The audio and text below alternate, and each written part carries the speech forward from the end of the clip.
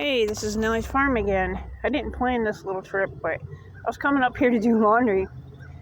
Now, I am still on the property that has a slave house. It's right down there. That right there, that big white building, that is the old Masonic temple building from the people that... I'm looking in those windows. It's kind of creepy. From the people who founded this city. John Ash actually founded it. In the 1700s. This is the oldest county in Alabama. It was a county and everything before it was a state. It just celebrated its 200th birthday like a few years back.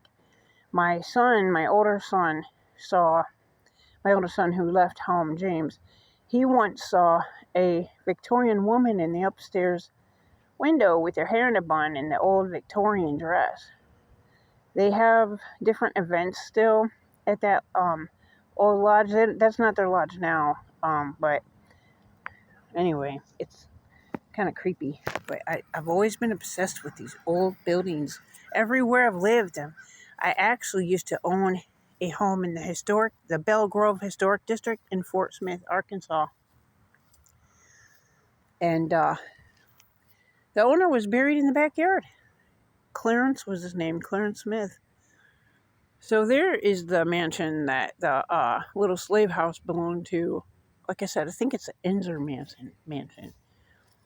And they have events here like Civil War reenactments and stuff like that. But I have actually never come up here to see this. And I don't think... Yeah, I was here when they dedicated this. I remember. I didn't come and see it, but I remember reading about it.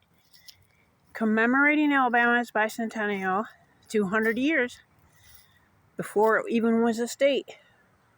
We honor the Revolutionary War soldiers who lived in St. Clair County, Alabama. And then it goes on to say all their names.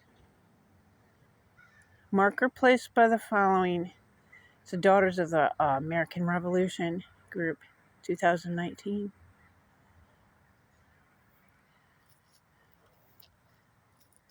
Canoe Creek Society, Children of the American Revolution, honors Revolutionary War soldiers of the St. Clair County to celebrate Alabama's bicentennial. Now, I found out just a few years ago, I have relatives, I'm a direct descendant of the Reverend Jebediah Hyde and the Reverend Jebediah Hyde Jr., who fought in the Revolutionary War at Bunker Hill. How stunned I was to learn that. I didn't really know about much of my family at all until my 30s and 40s. And I'm still learning. In memory of Confederate soldiers, 1861 and 1865, and I am also a direct descendant of General John Morgan. He was a Confederate hero known for Morgan's Raid. He used to raid supplies of the Yankees, but I also have a less famous Yankee ancestor that fought for the North. And of course, I'm from Toledo, Ohio, but I found out about John Morgan, who was originally from Huntsville, and his mansion's still there. I found out about him after I got here. Imagine that, and here I am, just a few, little ways from where John Morgan is from. I think that is a tombstone. Hey, I think these are graves. My son is with me. Yeah. This is for the Revolutionary War soldiers and the Confederate ones from the Civil War. Let me see here. I didn't know there was graves here. Okay, Louise Russell.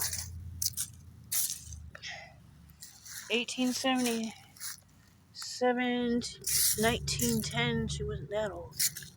She hath faded away. Shine bright forever, or shine in heaven. I can't tell what that says, but I guess those are people who lived in this house.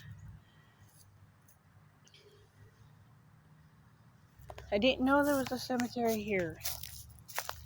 I want to see the old barn. When they have the next event here, I can see the inside of the mansion now. I'll try to go and show you guys. If you guys like history as much as I do. Look at this barn. Oh my gosh. I wonder if this is original. It looks like it's maybe Civil War era or something. That might be private property. So I'm not going to go any further. I don't know if that's private property. I'll have to do a few more steps. I've been obsessed with American history since I was a kid. Especially the Civil War. That's an old gas can over there.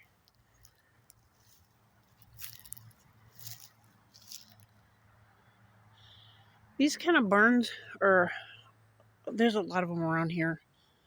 I'm thinking maybe this has to be at least 150, 170 years old. At least. So, I wanted to share this with you. I didn't know there were graves here. I might do a little more research on that, guys.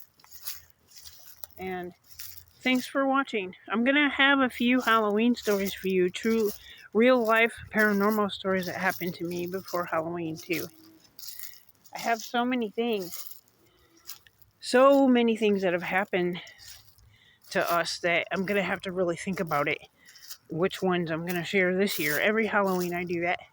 And it sounds like a really big dog is barking right now. So we probably should head out. Nellie's Farm signing off. And I thank you for watching. I hope you guys are having a good week.